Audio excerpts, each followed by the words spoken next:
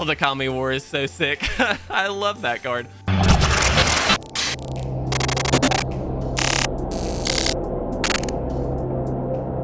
What's going on, guys? If you want to support our content and pick up this month's amazing Patreon rewards, you can do so at patreon.com/itresolves.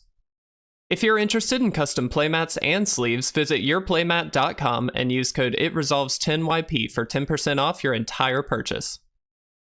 What is going on, everybody, and welcome back to another standard gameplay video. Hope everybody is doing exceptionally well. I hope you guys are starting off the week very, very strong. Today, we're going to be playing a really silly deck, but before we do that, I just want to remind you, please make sure you subscribe. I believe we have a day or two left of the giveaway, if I am thinking about my calendar correctly. If not, my apologies, but either way, we have giveaways all the time on this channel. Subscribing is a guaranteed way that you can enter. There are multiple ways to enter, though, so I encourage you to check out details over on our website at resolvesmtg.com. But let's talk about today's deck. This is actually put together by Slay Anything, who is a fantastic YouTuber, a little bit smaller than we are, but really, really good YouTuber. And I was looking for a particular card, and you probably can already tell what that card is.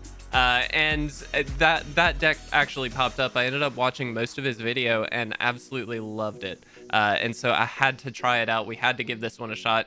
The idea here is to kind of control the game with things like Meathook Massacre, Circle of Confinement, Borrowed Time, the Binding of the Old Gods, Doomskar. We've kind of got a lot of little tools here that are hopefully going to combine up to a really nice controlling early to mid game.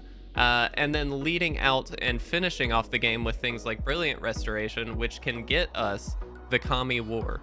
Now, the Kami War is a really, really sick card. If you don't know, I absolutely love it. I'm really looking forward to seeing if we can get this down. It's Wooburg +1. For an enchantment saga, exile target non-land permanent an opponent controls right off the bat. On the second turn, return up to one other target non-land permanent to its owner's hand.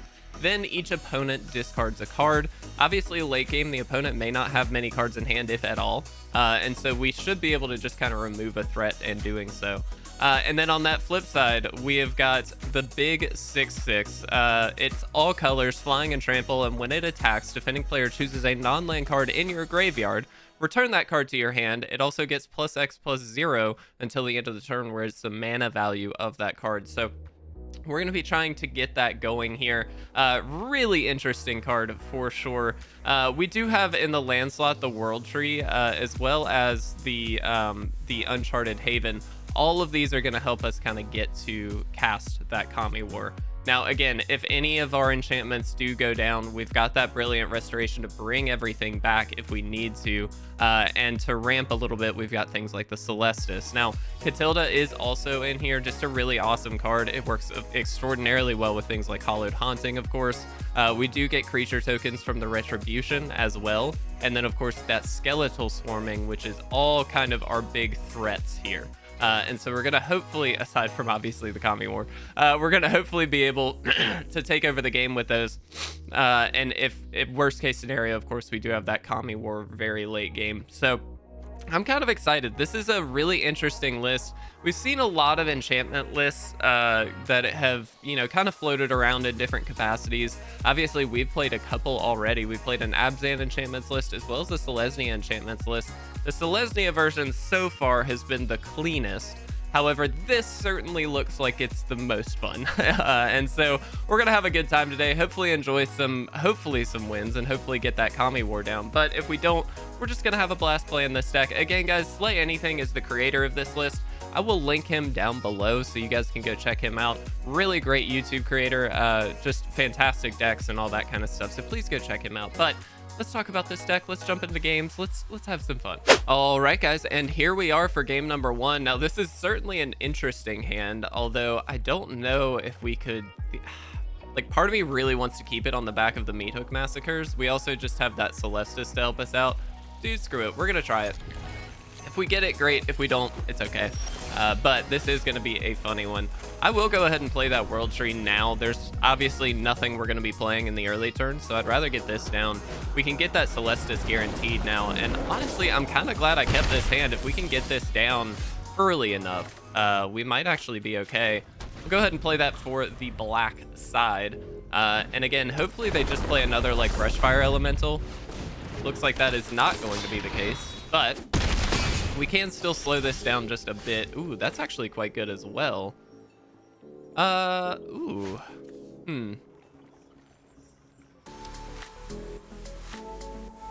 Let's see. In that case, I think we go this route for now. Get this off the battlefield. Obviously, they can still get a good attack in with that Brushfire Elemental, but crucially, if they happen to have another one or just another early game threat, if we can get another black source down, we can get that Meathook Massacre out. Looks like they are not traditional, like, just landfall. That Brushfire Elemental is just a really powerful threat for them, so that is very scary. All right, let's go double black. We're so close, honestly, on the Kami War. Truthfully, we're not that far away at all. But,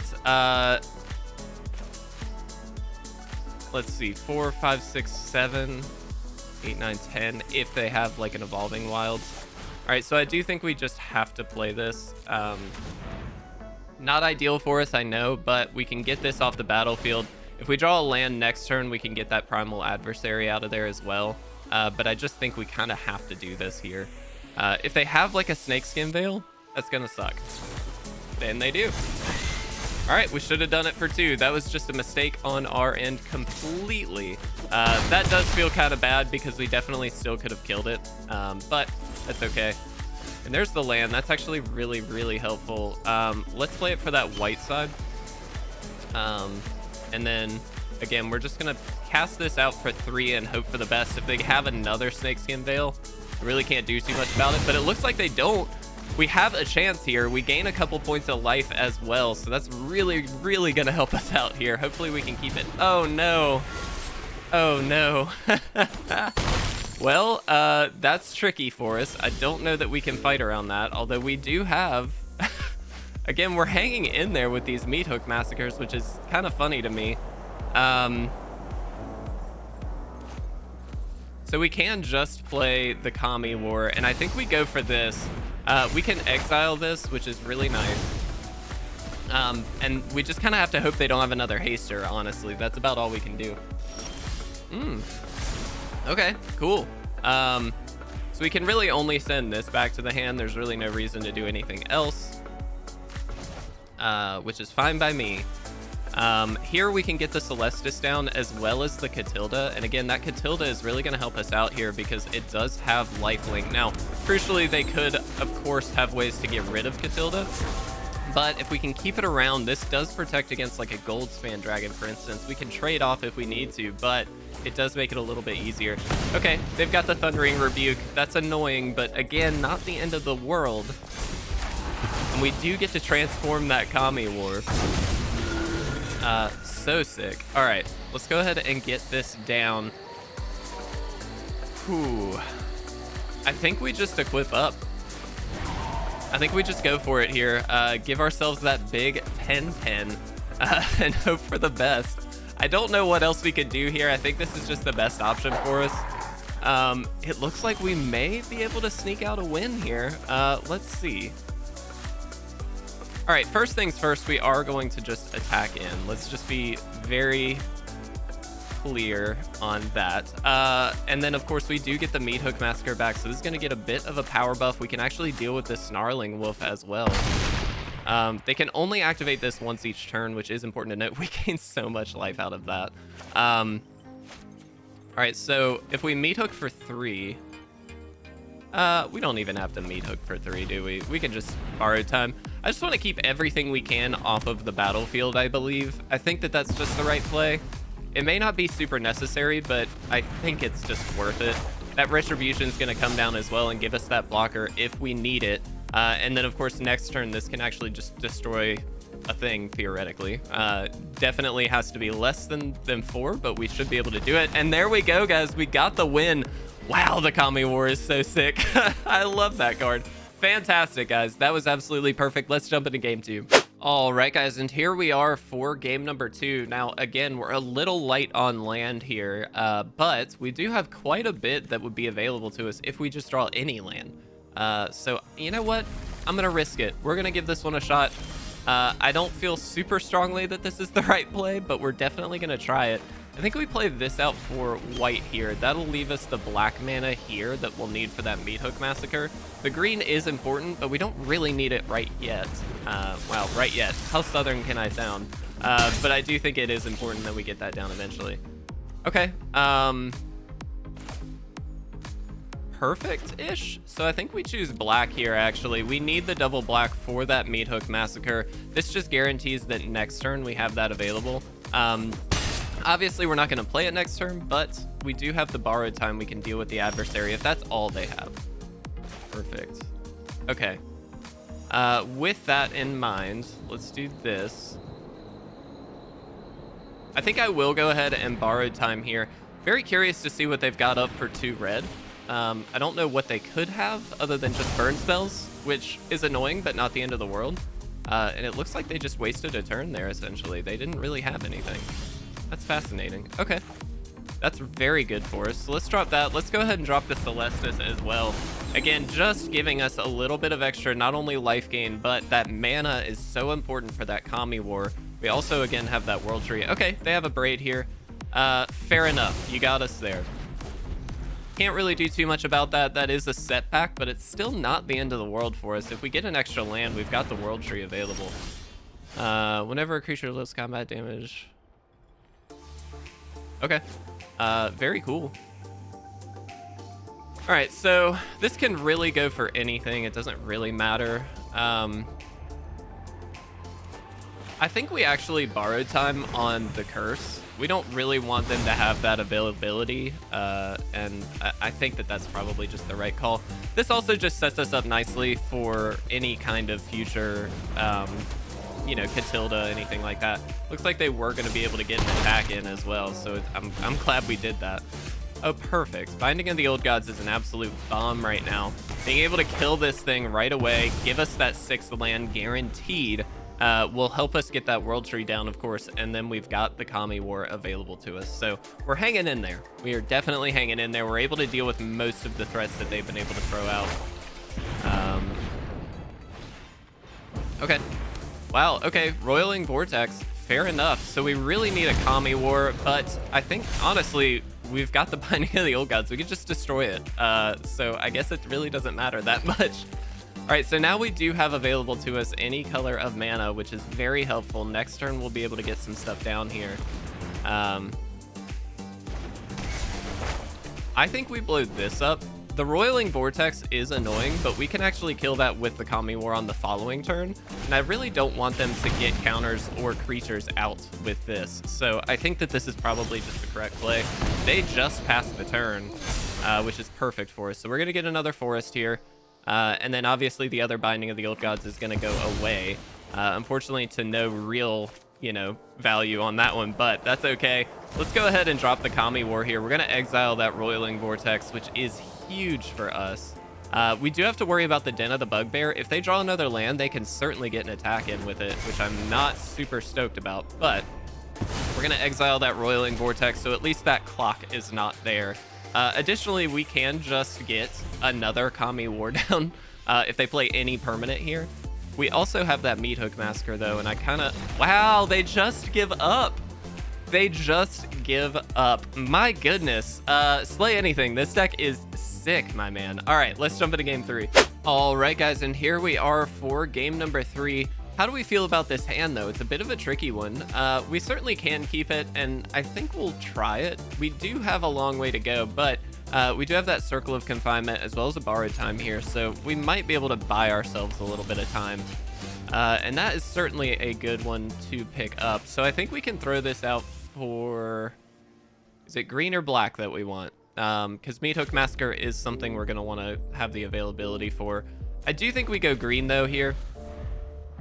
This gives us our white mana, so we can actually throw this out on the black side if we need to. That's certainly annoying for us, but again, not the end of the world. I guess it doesn't matter. We'll throw this out for black, and we'll pass. we are going to want to get that Thalia off of the field. If we can get a Meathook Massacre down early, we really could do a good bit here. Now, they're going to get a card out of hand here. It's probably going to be the Circle of Confinement just to slow us down. That borrowed time is also a pretty big hit, though, so either way is going to be a little annoying. But that Circle of Confinement is definitely the thing that would come down next turn to get rid of this Thalia. Definitely a Death and Taxes style deck. Wow, they took the borrowed time. That's kind of fascinating because we can now kind of deal with the Thalia here. Which I think I will just get that Thalia off the battlefield first. More interested in cheapening up the rest of our hand, aside from taking an extra point of damage here. That's another annoying card here, but again, we can deal with it. So let's hope we can get it. Oh, they've got the portable hole. Okay, fair enough. Yeah, you get it. So they're able to hit that Circle of Confinement, which is very annoying. Wow, and we are stuck on mana here. Very frustrating. Unfortunately, there's just nothing we can do about it. They just have to go for it. A Meathook for 1, if we could draw, we're nowhere close to it. We need Meathook plus land because of Thalia, but man, that would do a number on their board right now. There is a land, which is helpful, but again, I think we're pretty far behind at this point. So if we do this, 2, 4, 6, we have to kill a creature here. And I do think it's got to be the Elite Spellbinder, in my opinion. We could have gotten the portable hole and then gotten, you know, a creature, but it really doesn't matter. It's all semantics at that point. All right. Yep. So they get a counter there. So they're dealing 7 this turn. And they create another 1/1. We need a Meathook. There is a Meathook, but again, we're a little too late, unfortunately. So we can sweep for 1 here, which is very good, but they still have the Radine. And yeah, unfortunately, they just got us there. We do gain some life. I guess we gain a turn. I don't think this is going to work out, though. If we draw a land, maybe. Give me a land. Come on. Oh, it's a tapped land. That's very annoying. If it was any other land, we could have borrowed time on that. That's so annoying. We were so close, guys. That's so bad. Truthfully, we could have chosen white here, but I think we wanted the green. So close. Guys, let's jump into a game 4. We're only at 20 minutes here. We got some time. Let's see if we can get another win. All right, guys, here we are. This is our final game for sure. Do we keep this hand? I think we do. We definitely are needing a couple of things here, but a Circle of Confinement is going to be helpful. Ooh, Doomskar is also quite good, so we'll definitely have some options for us. We do need a second white source here at some point. And we didn't really have one there, so I'm actually okay with them milling us a good bit. All right, let's go ahead and circle for one of these crabs here. We don't really want them to have both going, especially if they have like an Evolving Wilds or something. Looks like they don't, but that's okay. Ooh, there went our white source. Okay, that's actually really helpful. So let's drop this down. I am going to go ahead and circle on the other Ruin Crab. If they have a counterspell, they have a counterspell, but I think we definitely go for it here. And they do. That's fine. Again, we have to fight through these at some point anyway, so I might as well go for it now. We've got Meathook Massacre, we've got Doomskar, we've got ways to deal with this, so we'll see if we can get there. Okay. Again, frustrating, but not the end of the world for us here. Let's go ahead. Yeah, let's just drop the Binding of the Old Gods while we know we can. This is going to gain us some extra value because it's going to get that land out of our deck for us. They do have a Behold the Multiverse, which is annoying. Hopefully we can get them here because we have slowed down their mill engine. They do have, obviously, Maddening Cacophonies, and I'm sure Tasha's Hideous Laughter in the deck here, but it's going to be a little tricky. Oh no, we have no forests. Fair enough. All right. Well, the only thing we really can do is throw that out there. So I guess we'll just do that and hope for the best. Kind of a bad series of mana draws for us. We have enough land, it's just not the right land, you know? And there we go. That's half of our deck gone. And again, just not hitting what we need to hit. We can't really do anything about it, though. It's just one of those situations where we have to fight it out. There's the Tasha's Hideous Laughter, and we're down to basically no cards left in the deck. And again, we're just out of it. I mean, there's nothing we can do. There's another Hideous Laughter. They just got the last few cards in our deck. Man, very unfortunate there. It is what it is, though. You can't do anything about it. Let's talk about this deck.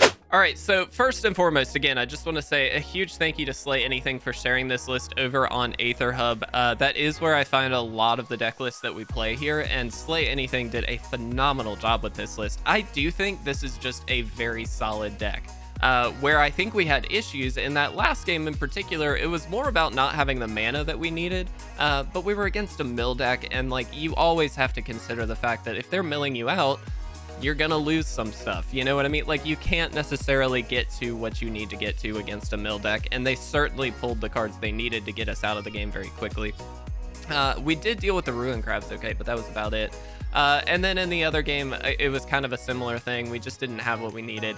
It is what it is. You can't do anything about it. We were very close to the win on that other one. I think if we'd have been able to drop an untapped land and dealt with that Raideen, we would have been okay.